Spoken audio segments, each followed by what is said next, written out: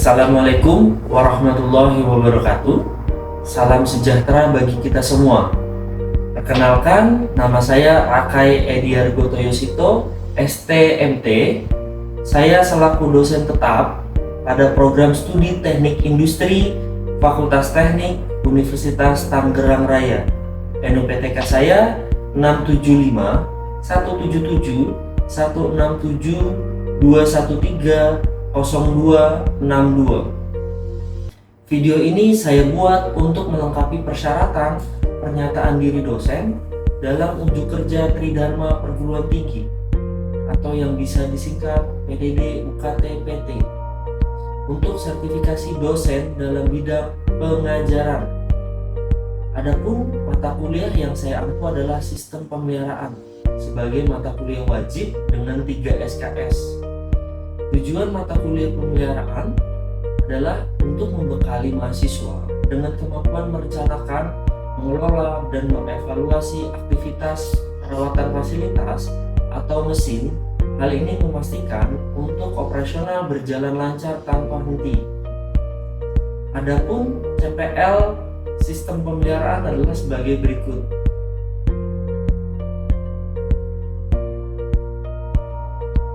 Dan adapun CPMK mata kuliah sistem pemeliharaan adalah sebagai berikut.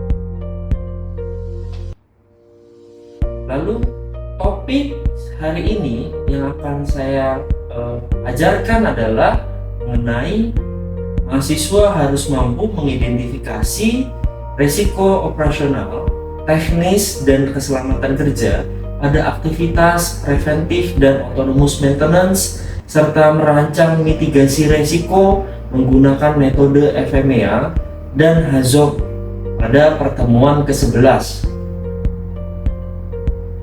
Adapun metode pengajaran saya menggunakan metode DIA atau DIA, yaitu Delivery, Interaction, dan Assessment. Delivery atau penyampaian. Pada tahapan ini saya berfokus pada pengajaran mentransfer ilmu atau kompetensi dengan cara metode ceramah, demonstrasi, penggunaan modul, video belajar, hingga pemanfaatan LMS, Learning Management System. Lalu interaction atau interaksi. Pada tahapan interaksi, saya menekankan pentingnya komunikasi dua arah, baik antara pengajar dengan mahasiswa itu sendiri, seperti sesi tanya jawab, forum diskusi, bercengkrama, kerja kelompok, dan selanjutnya. Pada tahapan asesmen, saya menggunakan metode pembelajaran seperti ujian, post-test, lalu dan lainnya. Sekian portofolio dari saya. Kita akan langsung ke proses pembelajaran di kelas. Terima kasih. Selamat pagi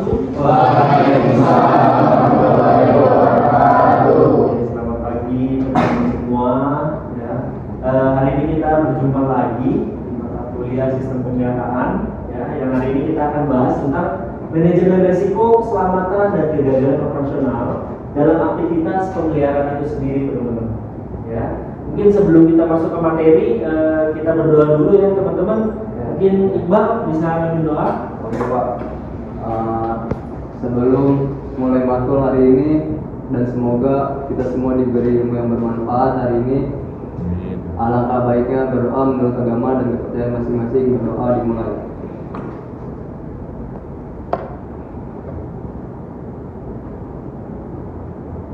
Berdoa selesai. Oke, terima kasih. Kita balik lagi ke materi hari ini ya, tentang sebenarnya tentang pemeliharaan, teman-teman. Yang saya rasa nanti setelah kalian lulus ataupun mungkin di semester-semester berikutnya kalian sudah mendapatkan pekerjaan ya yang tetap gitu ya. Nanti kalian akan mendapati bagaimana caranya memelihara mesin, teman-teman. Yang sudah pasti itu akan menjadi tanggung jawab kalian sebagai anak teknik industri gitu ya. Nah, ada hubungannya tentang analisis sistem FMEA, HAZOP, dan implementasi protokol LOTO. LOTO itu log out, take out. kepanjangannya. Jadi ketika ada mungkin kalian pernah dengar tentang kecelakaan kerja ya, yang ekstrim contohnya kayak apa? Kayak orang ketika lagi ingin kerja terjepit ya, ataupun malah tangannya kepres dan lain-lain gitu ya. Dan itu tanpa disadari, itu harusnya bisa kita antisipasi teman-teman dengan cara ya ini loto ini ya, loto ini gitu. Kalau FMEA itu kita bisa gunakan untuk menganalisa kegagalan mau produksi, kegagalan mau apapun itu, termasuk ke pemeliharaan teman-teman ya, kegagalan mesin gitu ya. Nah itu kita bisa pakai FMEA. Ini pun juga akan bisa kalian gunakan untuk skripsi metode ini, FMEA. Kadang-kadang senior kalian dulu ya, pas sudah lulus itu banyaknya pakai DMAIC ya, yang mungkin kalian sudah tahu kan ya, DMAIC ya. Oke, nah Hazop ini jarang banget kalian gunakan atau digunakan ya, karena ini hanya sekedar identitas saja Hazop itu. Seperti itu teman-teman. Oke, lalu juga ini kita masuk ke peta navigasi perkuliahan itu sendiri teman-teman ya. Kita masuk ke identifikasi bahaya ya, resiko, preventive maintenance dan autonomous maintenance ya, prosedur loto, bagaimana kalian bikin lotonya dan bagaimana mengoperasikan loto tersebut teman-teman ya, dan metode analisisnya yang tadi saya bilang pakai FMEA gitu ya teman-teman ya.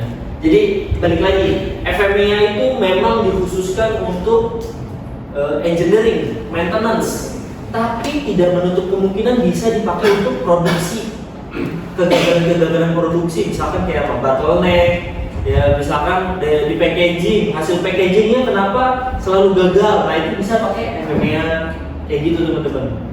Kalau FMEA di maintenance itu sudah masih digunakan untuk mengetahui kegagalan mesin beroperasi. Kenapa mesin tersebut tidak mencapai maksimumnya dalam produksi misalkan? Ya, kan itu kan harus dianalisa kan. Harusnya contohnya settingan kalian bisa 500 per menit. Ternyata kok aktualnya nggak sampai 500. Padahal settingannya 500. Nah itu bisa kalian gunakan FMEA teman-teman ya. Kepanjangannya sendiri kan failure mode effect analysis gitu teman-teman. Oke, lalu juga nah ini mencegah rusak sama dengan menciptakan bahaya ya. Jadi kalau kalian tidak mencegah berarti terbentuklah bahaya teman-teman ya. Kalau kalian lihat sini 95% ya pakai menggunakan OEE. Nah ini mungkin akan terlalu panjang. OEE ini sendiri nanti kita akan bahas di pertemuan selanjutnya teman-teman ya. OEE tujuan ideal pemeliharaan itu akan menjamin kelancaran produksi dan mencegah yang namanya downtime ya. Seperti itu teman-teman. Sudah dipastikan 90% di Indonesia sendiri itu masih terkendala yang namanya downtime yang tinggi. Paham ya teman-teman ya? Nah, ini ya, mungkin sedikitnya nanti selepas perkuliahan nanti akan saya tampilkan videonya teman-teman tentang bagaimana caranya biar seluruh bagian atau seluruh divisi itu nyambung, mau maintenance, mau QC, mau produksi itu nyambung teman-teman ya. Karena kalau orang engineering tidak menjaga mesin, orang produksi nganggur, benar ya? Orang QC akan marah-marah. Karena apa? Kenapa hasilnya tidak mencapai target misalkan seperti itu? Ya, dalam 1 bulan bisa jadi anjlok ya teman-teman. Gitu ya teman-teman ya. Makanya realita di lapangan, aktivitas intervensi itu sendiri adalah sumber bahaya tingkat tinggi. Interaksi dengan alat berat, suhu ekstrim dan tekanan listrik menciptakan zona fatal bagi teknisi teman-teman ya. Bukan hanya teknisi di engineeringnya aja atau di maintenance, tapi seluruh orang yang beraktivitas di tempat itu atau di mesin itu teman-teman ya. Contohnya gini, orang produksi yang lebih mengetahui mesin Orang QC kan sama sekali jarang banget ke mesin itu misalkan. Tiba-tiba dia ingin menyentuh mesin. Nah, karena ketidaktahuannya bisa jadi dia kecelakaan kerja kan. Gitu. Makanya kenapa di setiap mesin itu harus ada lotoknya, teman-teman. Harus ada informasinya. Oh, mesin ini bertegangan tinggi misalkan. Jangan menyentuh mesin ini, misalkan seperti itu. Ya. Kan kadang-kadang ada kayak gitu kan ya. Kalau kalian lihat ya, kayak gitu teman-teman. Oke. Nah, akar masalahnya ya, anatomi humannya. Faktor-faktor yang menyebabkan masalah, salah satunya ya dari ketiga ini adalah ininya ya, salah satu dari faktor-faktornya yang paling besar yang perlu kalian ingat adalah human error. Human error. Tidak menutup kemungkinan manusia adalah penyumbang terbesar dari masalah yang terjadi di produksi, di mesin, ya, mau dimanapun, ya. Ya kalau kita telusuri itu bisa dari mana? Strukturalnya kan, manajemennya kan. Ya, tapi kita belajar manajemen risiko hari ini untuk mengetahui itu teman-teman. Ya, faktor kognitif, misdiagnosis situasi, kurangnya pemahaman sistem kerja. Nah itu yang tadi saya bilang, saya kasih contoh yang tadi di awal, ya. Lack of situational awareness, ya. Faktor prosedural. Saya tanya di sini yang tahu benar-benar prosedur di lapangan dengan jelas siapa? Pasti hampir 70% orang itu nggak mengetahui dengan jelas. Benar ya? Benar ya? Hanya sekedar senior yang ngasih tahu, oh cara kerjanya seperti ini ya, seperti ini, benar ya? Nggak yang kita baca sendiri gitu kan? Itulah kesalahan perusahaan-perusahaan di Indonesia teman-teman. Ya, hanya diberitahukan saat saat penerimaan kerja ataupun mungkin ya pelatihan-pelatihan di awal seperti itu teman-teman. Yang mana kalau SOP itu sendiri itu harus jelas banget di lapangan. Makanya perusahaan yang bagus itu harus SOP-nya tuh dibikin banner. Dibikin banner dan ditempel di ruang yang memang terlihat jelas oleh karyawannya teman-teman. Kayak gitu ya. Itu salah satu manajemen risiko untuk menghindari risiko. Ya. Yang paling simpel lah menurut saya ya. Yang paling simpel adalah membuat banner tentang SOP kerja. Gitu teman-teman. Terlalu rumit ya, atau eksekusi troubleshooting tanpa panduan. Nah yang tadi saya bilang ya. Contohnya gini, kalian kalau nggak tahu alurnya mau ngapain, apakah kalian bisa mengerjakan sesuatu itu? Enggak ya. Contohnya kayak gini deh, kalian nanti semester 8 suruh bikin skripsi, terus kalian nggak ada panduan, nggak ada alurnya, nggak ada pembimbing, apakah kalian jadi bikin skripsi? Benar kan? Nah seperti itu contohnya ya, contoh simpelnya lah. Nah ini bisa kalian aplikasikan di lapangan. Namun ada faktor lingkungannya, yang mana SOP udah ada, sistem kerja bagus, tapi ada budaya yang jelek. Contohnya apa? Senior yang biasa dilakukan. Zaman dulu saya begini bisa pak, zaman dulu kayak gini saya nggak kenapa-kenapa kok pak, gitu. Ya. Bener ya? Bener ya? Kayak gitu teman-teman. Stres kerja tinggi. Nah, ruang confidence, ya, confinement, space, pencahayaan buruk dan suhu ekstrim. Pertanyaan saya, orang Indonesia zaman sekarang beda zaman dulu. Seperti zaman dulu. Zaman sekarang kalau kita nggak ada udara yang sejuk, kita akan terbebani. Ya, bebannya tuh cukup tinggi. Kalau orang zaman dulu panas-panasan sampai kulitnya hitam pun juga nggak apa-apa. Ya. Kalau zaman sekarang stres lah, pusing gitu kerja, yang mana nanti akan menimbulkan kecelakaan kerja teman-teman. Ya, itu bedanya. Ya, seperti itu. Nah, ini membedah resiko preventif teman-teman. Sekarang saya tanya kalian, ada yang tahu preventif maintenance tidak? Apa itu Pak? Ada yang tahu? Tidak ada. Itu kalian suatu aktivitas untuk memperbaiki mesin walaupun hanya sekedar pelumasan. tapi terjadwal. Rutin. Ya, misalkan mesin A, mesin B, dan mesin C itu preferensinya berbeda-beda teman-teman. Seperti itu ya teman-teman ya. Itu secara simpelnya pengertiannya seperti itu untuk preventif maintenance sendiri. Aktivitas rutin atau berkala untuk menjaga performa mesin sebelum rusak. Ya, kan kita nggak mau lah ya tiba-tiba lagi produksi gitu ya, lagi enak-enaknya enjoy-nya produksi nih. Wah, tiba-tiba mesin mati. Nah, kita nggak mau kan sama sekali. Kayak gitu teman-teman. Ya. Apakah dibongkar mesin yang sedang berfungsi baik secara rutin selalu aman? Resiko terbesar preventif maintenance tidak datang dari mesin yang aus, melainkan dari proses intervensi fisik itu sendiri, teman-teman. Yang mana orang engineering yang tidak terlatih ketika ingin melakukan perbaikan mesin, apakah dia bisa? Enggak kan? Enggak. Contoh, kalau kalian nih mungkin cowok nih yang dulu sering banget bongkar mesin motor, ya kan, bongkar bodi motor. Kadang-kadang kalau kita nggak tahu kan bisa merusak motor kan? Benar ya? Kayak gitu teman-teman. Jadi intervensi yang tertinggi adalah dari si orangnya yang tidak terlatih. Ya makanya kadang-kadang kalau cowok ya dulu punya motor, bautnya kadang-kadang suka ya los gitu ya, kendor, kayak gitu teman-teman. Ya, yang sering adalah body, benar ya, bau body. Kalau kita sering-sering buka tutup, kadang-kadang kendor ya, benar ya. Nah itulah. Nah kalau orang yang terlatih, itu pasti punya teknik-tekniknya teman-teman. Ya, makanya ada kunci yang namanya kunci apa? Kunci drum dan kunci pas, ya. Nah itu fungsinya kayak gitu. Ya. Kadang-kadang kalau kita pakai kunci yang tidak sesuai aja, kita paksain, ujung-ujungnya apa? Slack dan lain-lain.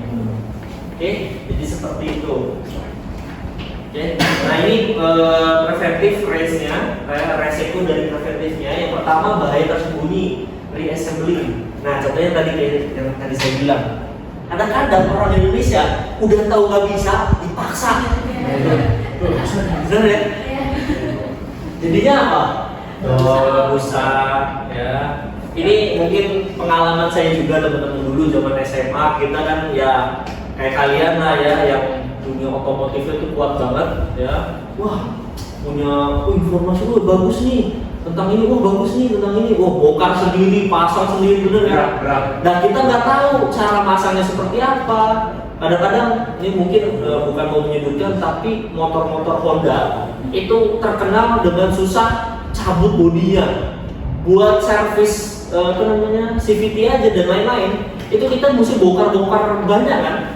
Kayak gitu teman-teman. Nah itu bongkar ini, ternyata pas kita cabut kita nggak tahu, main cabut patah gitu ya, kayak gitu. Oke, kadang-kadang yang lucunya adalah apa? Kita bongkar, pas pasang ternyata lebih bau lagi, buat di mana gitu kan? Nah, gitu ya teman-teman. Itu yang menjadi resikonya teman-teman, reassembly. Ya, memaksa teknisi membongkar peralatan yang sedang dalam kondisi prima tadi. Oke, nah ini yang keduanya, kegagalan sekunder dan luka band up-nya.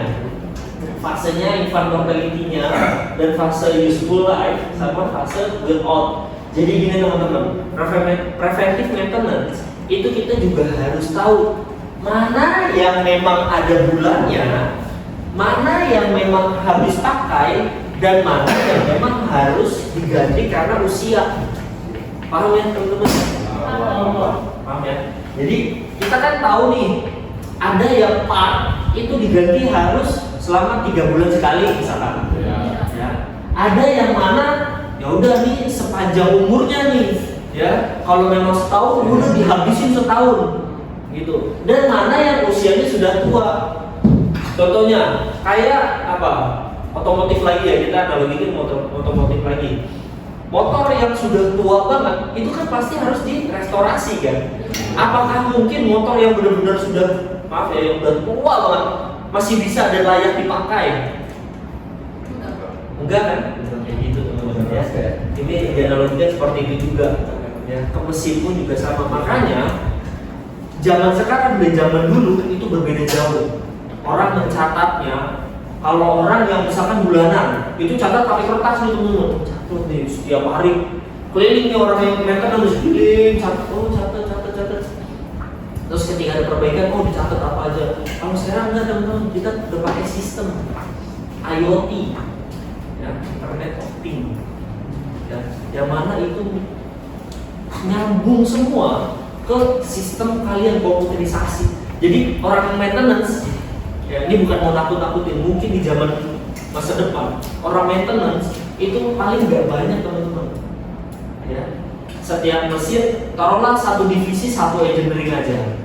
Jadi itu satu orang, misalkan untuk mendata, untuk perbaikan, gitu, untuk apa preventif kayak gitu teman-teman. Jadi nanti masa depan itu kita akan difokuskan ke sistem yang mana ini semua akan terdeteksi. Jadi nanti udah ada apa? Udah ada sinyalnya. Oh, mesin ini 3 bulan lagi atau 1 bulan lagi harus preventive maintenance ya. Diganti partnya ini. Nah, kayak gitu teman-teman. Jadi nanti sebulan sebelumnya kalian sudah harus beli spare partnya, itu dan part-partnya. Kayak gitu. Itu udah zaman sekarang udah mau beralih seperti itu. Ya. Jadi saya sangat menyarankan untuk teman-teman, kalian sudah belajar tentang AI kan?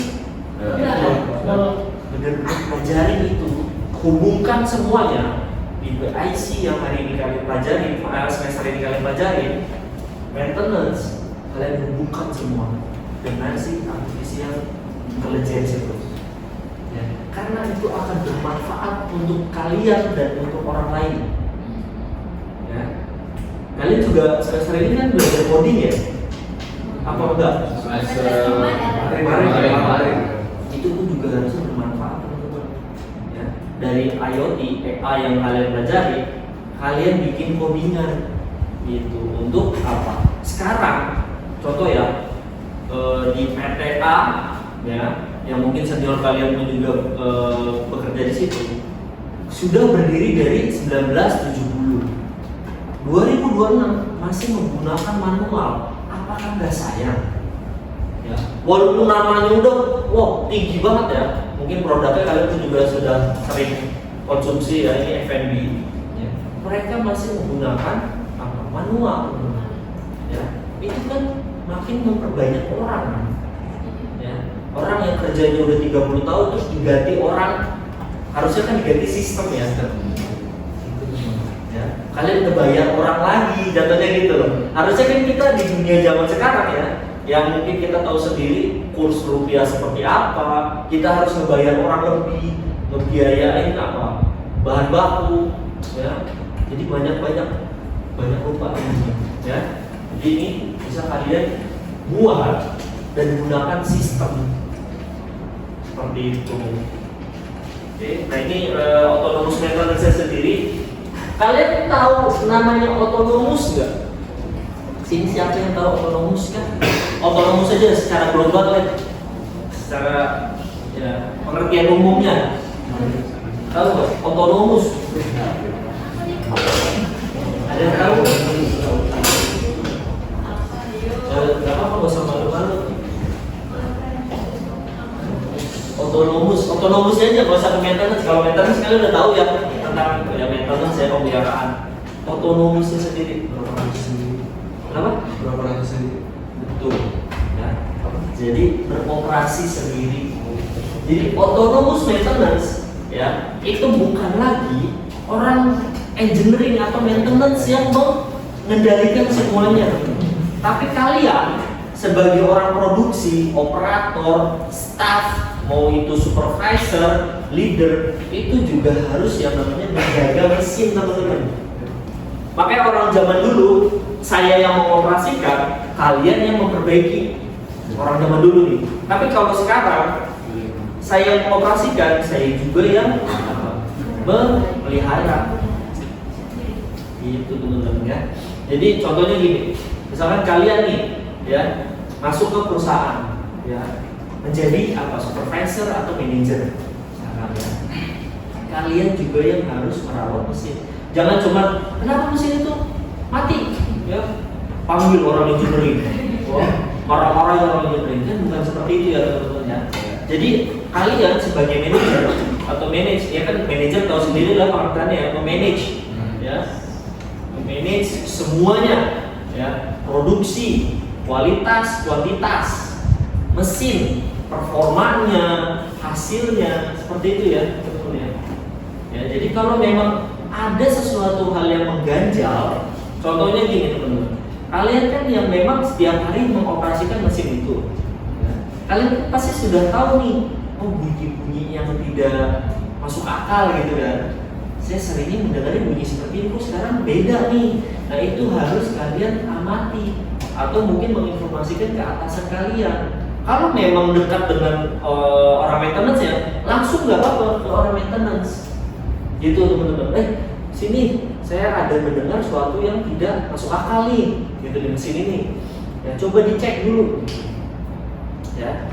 Yang paling parah kalau orang maintenance, ayo udah biarin lah, itu juga suara mesin normal gitu ya. So-soan gitu kan. Nah, itu nggak boleh ya teman-teman ya. Kayak gitu. Jadi harus dibedakan nih, memberdayakan operator ini produksi non teknis, ya teknisi untuk melakukan perawatan tingkat dasar secara mandiri. Simpelnya gini teman-teman, kalau kalian setiap hari di mesin, kalian yang harus setiap hari pun juga melumasi. Makanya harus disediakan pelumas kan di sekitar kalian. Itu pun juga melumasi yang memang butuh pelumas ya. Jangan semuanya dikasih pelumas, enggak ya. Harus terkoordinir juga melumasinya. Seperti itu ya teman-teman ya. Itulah autonomous maintenance. Seperti sekarang, zaman sekarang autonomous rider gitu ya. Mobil-mobil udah mengendarai sendiri gitu teman-teman. Ya. Nah ini autonomous resikonya, resiko autonomousnya dari manajemen resiko itu sendiri. Resiko keselamatan dengan 3 operator yang tadi sih hubungannya yang tadi. Operator kalau dia nggak mengetahui ya tentang loto, tentang SOP, ya akhirnya apa? Kecelakaan kerja ya, kecelakaan kerja. Ya, luka bakar ini yang paling parah ya. Ini yang sering terjadi di Indonesia juga teman-teman. Ya, paparan suhu ekstrim. Nah, pernah nggak kalian merasakan ini nih, suhu setinggi ini? Pernah nggak? Pertanyaan saya pernah nggak? Belum nih. Nggak mau. Dulu saya pernah merasakan suhu 500 derajat. Kalian tahu kiln kan? Kiln tahu nggak? Pembakaran. Pembakaran itu pembakaran ya. Pembakaran. Dulu saya pernah bekerja di Porcelain, ya. Pembakarannya itu harus 1200 derajat. Ada 2 kiln, kanan dan kiri. Saya berjalan di tengah-tengahnya. Maksudnya bukan di dalam kiln ya.